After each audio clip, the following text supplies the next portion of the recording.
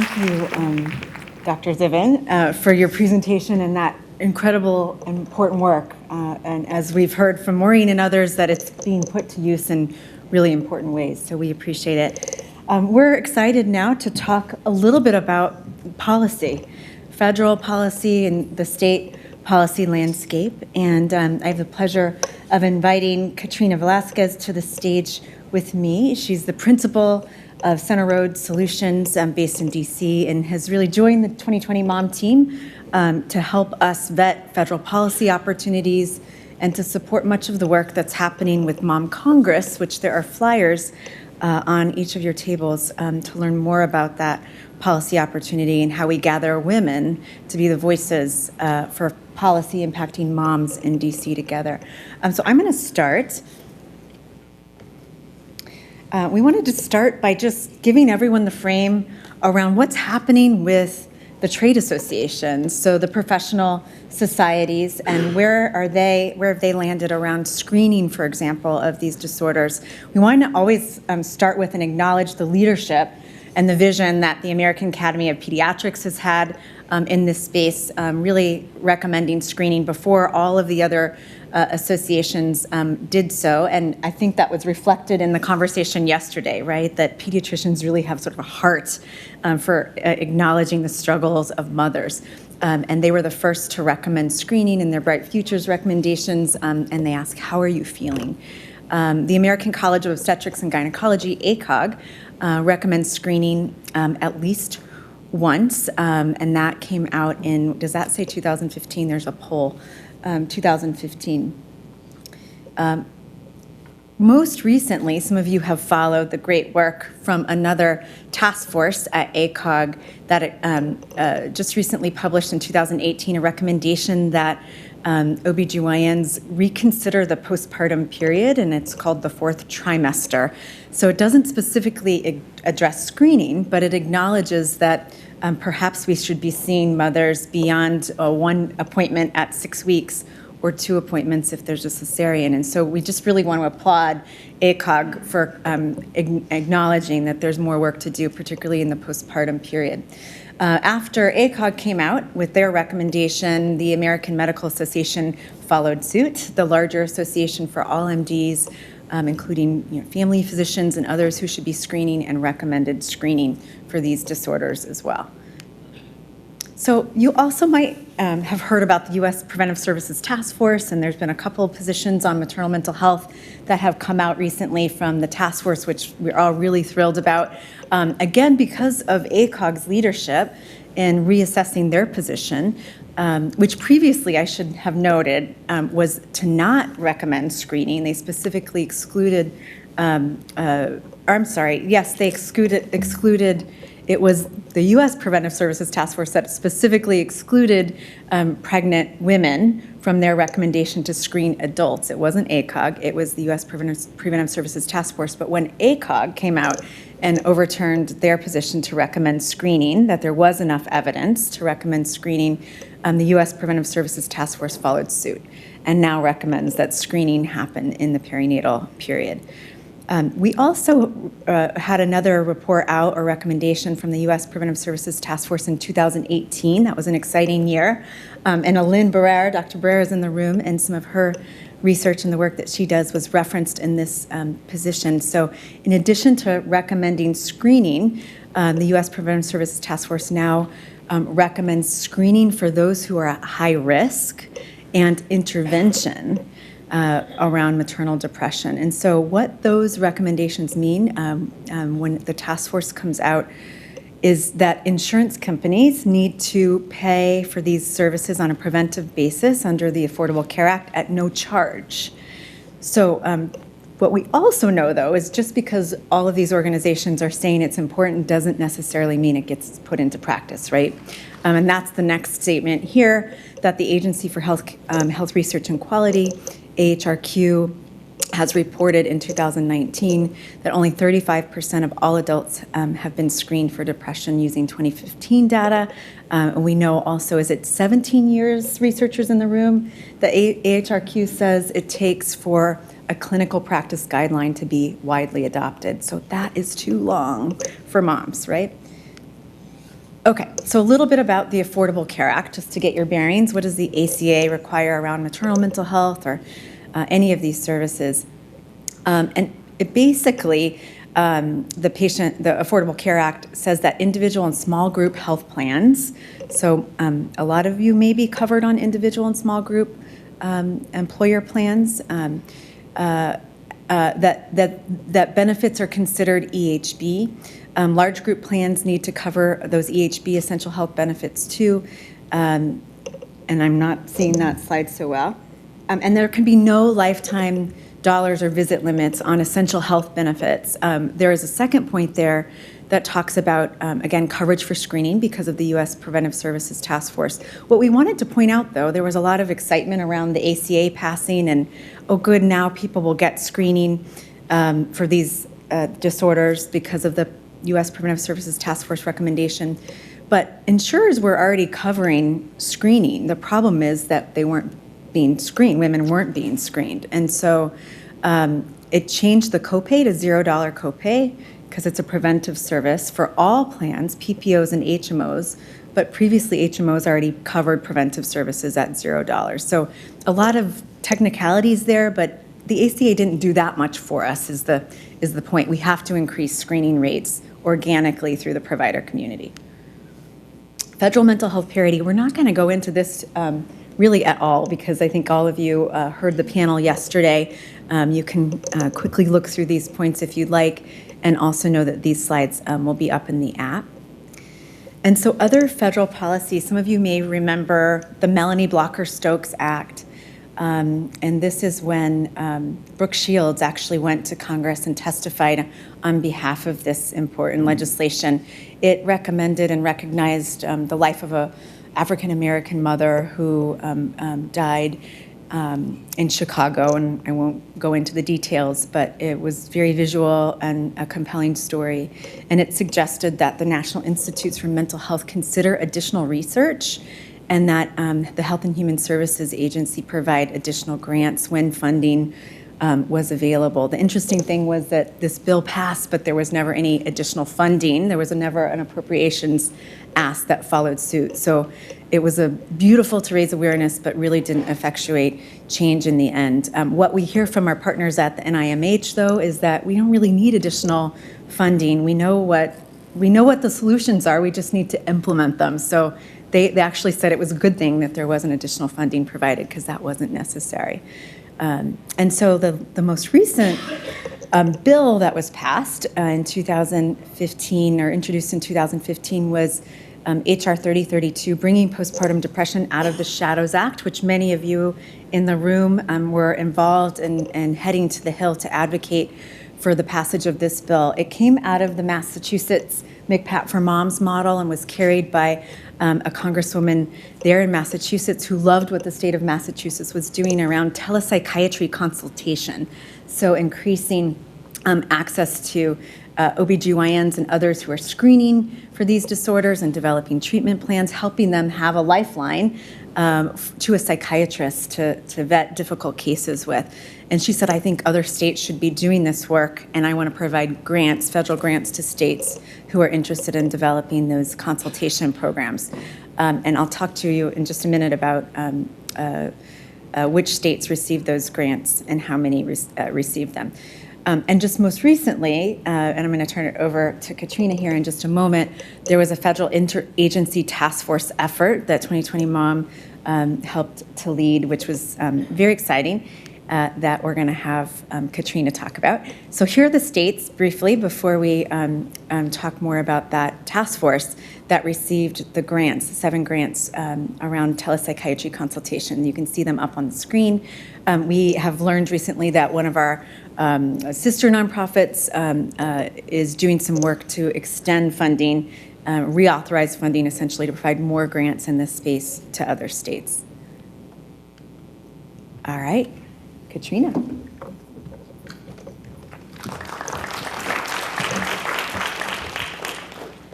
All right, so looking at 2020 Mom's most recent initiative, so we began working with Joy and her team in April to really see what we can do to help the agencies work together in the federal government around maternal mental health. And so what we decided to work on was the appropriations process for this. We were a little bit behind the appropriations deadline, so we were throwing some Hail Marys left and right. We were able to get a touchdown, which was so exciting for all of us. But really what this effort was looking at was creating a temporary interagency task force for the agencies to evaluate what they're currently doing for maternal mental health and where those gaps actually exist and report those to Congress. And so it sounds like, well, we know where the gaps exist. I'm like, I think everyone here probably knows very well where the exact gaps exist.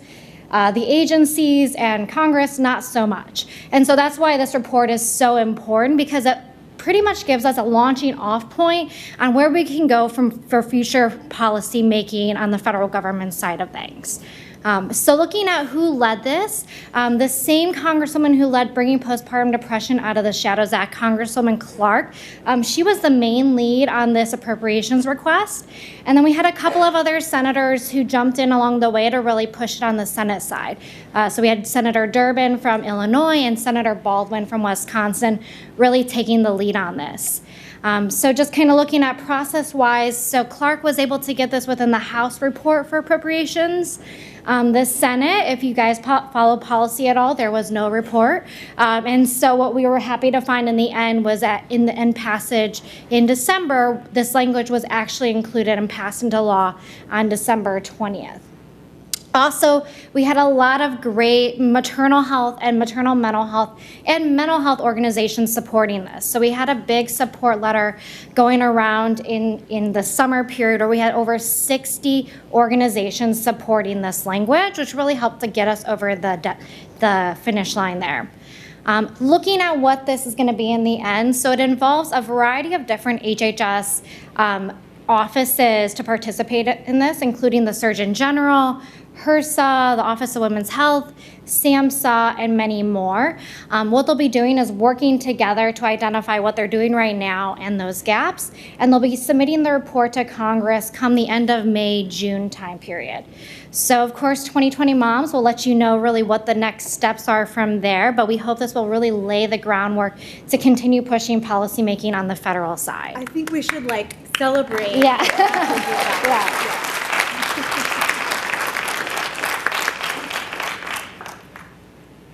So, one thing I want to go to is really before we talk about what I expect this year, I often get the question of what actually happens during election season, right? So I think there are some who are like, a lot can happen, and some who are like, a little can happen.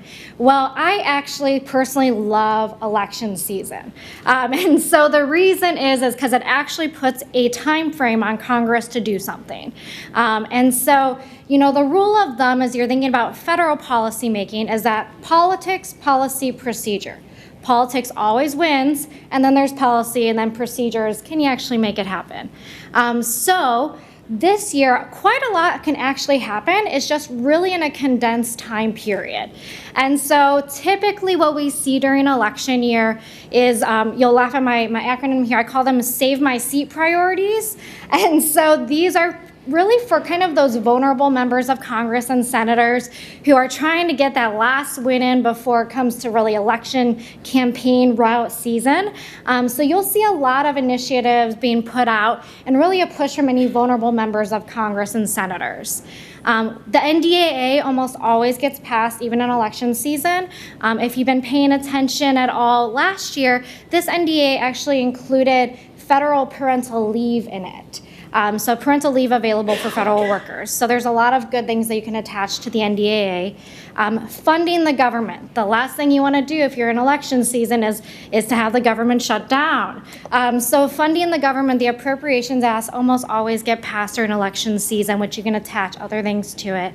And then there's always small stuff, resolutions, things like that happen. Time frame, when to look for it. Really right before elections. So we like to see Congress like to do things right before they go home for that August recess period where they're really campaigning a lot. So I expect, and we'll talk about it in a second, that there'll be a pretty big authorizing package that'll be passed, I expect in May, but maybe even June time period. And then sometimes when we see the chambers, meaning the House or the Senate, when they flip, or if they flip, or if the administration changes, we'll see a lame duck period that's actually pretty active, where the parties that are still in power will try to get kind of some of those last initiatives done. So kind of looking at what I expect will actually pass this year, there could be a variety of things. The election year is very exciting because things that you don't necessarily expect can happen. But the one thing that I do for sure expect to pass is the lower healthcare cost package. So this has so much stuff in it, but the things that are most important for everyone here are really these maternal health pieces, which some of them actually loop in maternal mental health items. So you'll see a lot of grants here, so grants for maternal care, quality and outcomes. There's trainings for healthcare providers in a lot of maternity care aspects. I think a lot of these trainings can easily be looped into maternal mental health if you are someone who applies for state and local grants. Perinatal Quality Collaborative. I think the most important things up here are the rural care. So there's going to be obstetric network grants, data collection, and most importantly, demonstration training grants that also in the actual language do include maternal mental health training. So that's a really important one for everyone to keep an eye on. And then the telehealth network, so there's more grants that I think can be related to what you guys are all doing here today. And then finally, there's one provision going back to the parity piece where they're strengthening parity a lot more on that compliance side. So having payers doing a lot of more comparative analysis reporting and then giving Department of Labor that power to actually fact check them, so to speak. So these are things that I expect will likely pass in, I would say, end of May in the extenders package, or if that gets extended, maybe that June, July time period. So we wanted to also let you know that we're tracking, not through the 2020 Mom website and brand, but through the Mom Congress website and brand. So if you haven't checked out Mom Congress yet, you can go there. It's mom-congress.com. But Katrina and her team are helping us track all of the legislative priorities and asks. I think we counted over 60 maternal health bills in going through Congress as we speak. And so we're tracking all of those bills, and our member organizations have access to that list too, our Mom Congress member organizations. And we will provide updates on all of these things through the Mom Congress blog and e-newsletter. So if you're interested in more than maternal mental health, but maternal health, including maternal mental health, Mom Congress is the place to go for that information. A couple of the bills that I thought would be helpful to share with you. One was mentioned yesterday, the Violence Against Women's Act, and this is a reauthorization that responds to the nation's crisis of domestic violence, dating violence, sexual assault, and stalking. So a lot of interest in this reauthorization. There's more information that you can find online. We'll do a blog post, I think, about this on Mom Congress, but somebody did ask, do we think this is going to help with maternal mental health? And I think the answer is, yes. The story that we heard yesterday was a testament to the struggle that women have once they become mothers or become pregnant after a sexual assault, for example. The Family Act, which is being led by one of our nonprofit partners here in the room, is a federal paid family leave bill. There are several other paid family leave bills that we'll be tracking as well. The Helping Mamas Act, a couple of folks have referenced state policy around extending Medicaid to 12 months. California passed some legislation as a result of one of the maternal mental health bills that will allow Medicaid to be extended in California this year for 12 months, but it's a continual budget ask. And so whether or not it'll be beyond 1 year, we don't know yet. But this is also being addressed at a national level. And I can't remember what state. Colorado, somebody mentioned it earlier, is also looking at federal policy. Illinois, who was that? Somebody just mentioned it this morning. So other states are starting to dapple with this, but that's the Helping Mamas Act that 2020 Mom Congress have been instrumental in getting behind.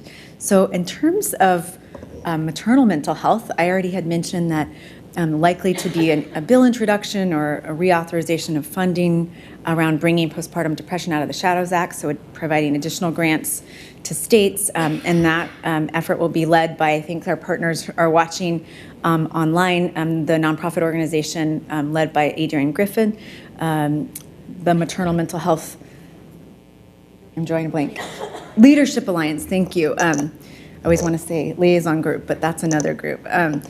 And then we're also looking, 2020 Mom is really looking at potential funding opportunities for states to provide grants to hospitals who are interested in developing outpatient and inpatient maternal mental health programs.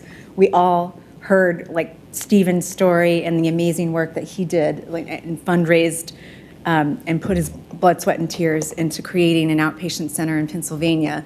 But we also know that we don't have Stevens in every community, and we need Stevens. So we believe that this is a really important federal budget ask. So more to come on that. And I wanted to talk just a little bit about some state policy opportunities as well.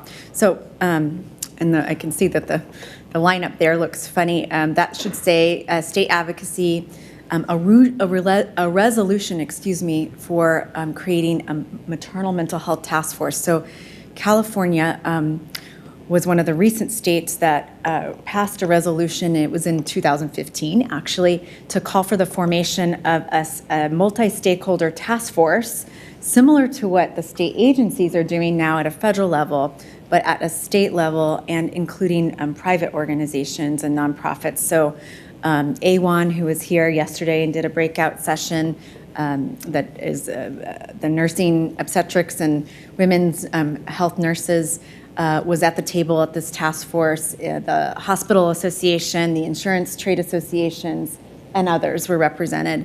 And that resolution called for private funders in California to fund the effort to create this task force on maternal mental health. And of course, Stephanie Tlecki in the room has really become the superstar in California in this space for investing in work like this. It was also invested in by the California Endowment. We're here in one of their buildings in Los Angeles, but they funded this work in California as well. The report was issued from that task force, which was basically what's happening in maternal mental health nationally and in our state and what needs to be done. And it really became known as the state strategic plan. And some even said, really, this strategic plan for the nation, because much of what was recommended in that report was not unique to California. And you can see that report on the right was our follow-up report. And so very wisely, that task force recognized that it was important to track whether the recommendations in that strategic plan were being implemented. And there were recommendations for all of the stakeholder groups, not just state agencies, et cetera, but organizations like breastfeeding coalitions and organizations like A1 were asked to take specific action, and ACOG, the American College of Obstetrics and Gynecology. And so we followed up with them to make sure they received the recommendations for their organization and asked them what they did. So the end game in that strategic plan was, again, the task force was very wise to say we should set a goal. How do we know if it's working? And they said we want to see 100% of women screened by the year 2025, right? That it's important. It's not always achievable, right, or probably ever achievable to get to 100%, but we think we need to say that. And we want to see in the intermediate space 80% of women screened by the year 2021. So what year is it now? 2020. This report was issued to the state legislature and to the public, and we'll talk about what happened once the report was issued. I also did want to call out, though, that the report did something that other reports hadn't done before, and it was we talk about the fact that no one federal agency or even state agency has addressed maternal mental health directly, right, because it doesn't fit cleanly under one agency's purview. And that, of course, has been the case with women and doctors saying, well, it's not quite me, it's not an OB's issue, it's more a psychiatrist, or pediatricians saying, yeah, well, I can do a little bit, but I'm not the patient's doctor. So it doesn't fit cleanly, right, in any one provider type. But this report acknowledged the important role of obstetric providers. This says OBGYNs, but it's really obstetric providers in screening, always screening for maternal mental health disorders, but also recognizing that there should be no wrong door. So meet mom where she is in all settings. And that was identified in part because we know so many women are headed into pregnancy with an untreated depression or anxiety, and that new onset is almost as frequent in pregnancy as in the postpartum period. And of course, the cost for preterm birth, et cetera, is important. So what came out of that report? And I'm going to ask Kelly Kay, who's in the room from Maternal Mental Health Now, to stand up. Kelly, where are you? Are you here? Did you step out? So Maternal Mental Health Now was a critical partner. Once that report was issued, we had legislators saying, what can we do? We know we want to fill some of these gaps. And so we joined forces and invited Maternal Mental Health Now to work alongside us to draft these policies and work on implementation.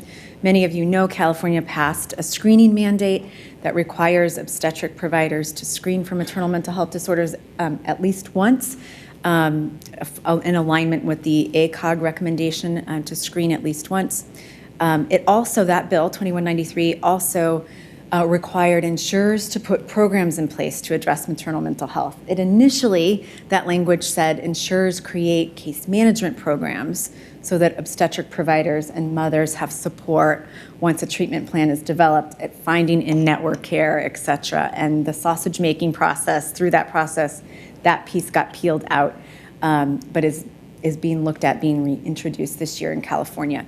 AB 3032 is hospital maternal mental health. It asks hospitals to create programs to train all the clinicians in their hospital that work in their hospital, and to inform mothers about the range of disorders, signs, and symptoms. It doesn't require hospitals to screen. And again, you might have questions like, well, why didn't it ask OBs to do the education around patients, and again, sausage making, but really excited about where this landed. And the last piece I want to say about that bill that we're really excited about is that hospitals have to provide information about local treatment options, if any.